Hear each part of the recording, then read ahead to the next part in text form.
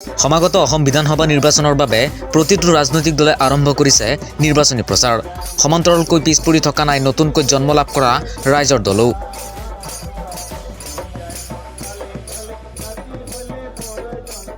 দেওবাৰে সন্ধিয়া গৌৰীপুৰ সমষ্টিৰ অন্তৰ্গত বুঢ়ীৰমাৰাইত ৰাইজৰ দলৰ দুমৰদহ আঞ্চলিক সমিতিখন গঠন কৰা হয়।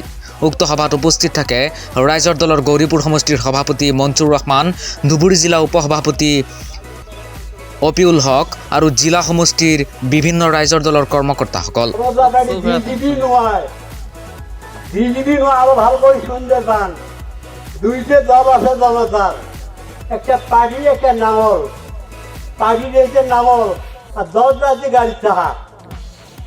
আমরা খেলা বিজেপি আর মুসলমান আমরা বিজেপি জনতার দল। মুসলমানের ঘর শত্রু হইতে আমরা আর যেটা আমরা কৃষ্টি যেটা উকিল বই দাঁড়াইছে সেটি হচ্ছে আসল জনতা। অত কাজে না জানবার আসল জনতা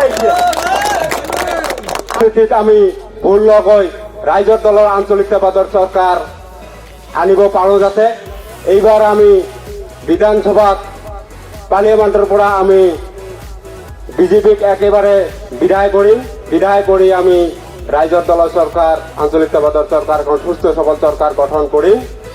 news desk report, News Live digital.